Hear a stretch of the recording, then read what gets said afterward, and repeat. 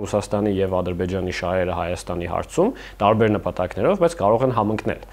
Ու սրան իլրում կամ սրա հիմքում ավելի ճիշտ այն է, որ Ադրբեջանը իր արտաքին քաղաքականությունը կառուցելիս, հատկապես երբ խոսքը Հայաստանի մասին է, փորձում է ձևավորել կոալիցիաներ այդ շահերի շուրջ ու ոչ թե գնում է առճակատման ճանապարհով տարբեր դերակատարների հետ, այլ փորձում է ներգրավել գործընկերների, ինչը հաջող կերպով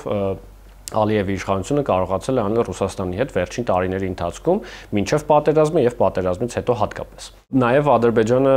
շատ հաջող օգտագործում է Հայաստանի արևմտյան քաղաքականությունը Ռուսաստանի հետ իր քաղաքականության մեջ, երբ պետք է լինում Մոսկվային ասել, այ տեսեք Հայաստանը դավաճանում է ձեզ եւ ու սրանով կապում է իր շահերը Մոսկվայի հետ, ցույց տալով, որ ինքն է վստահելի ավելի, ու նույն բանը իրենք անում են արևմուտքում։ Արևմտյան գործընկերների հետ խոսելիս ասում են, տեսեք, Հայաստանը դեռ ունի իր այս ռազմաբազան,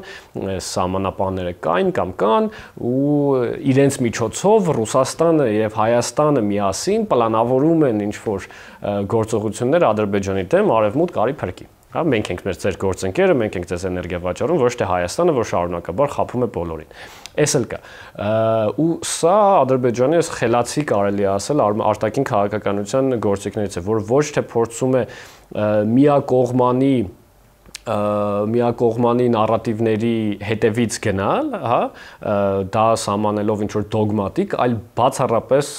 ոչ գաղափարական կամ ոչ գաղափարախոսական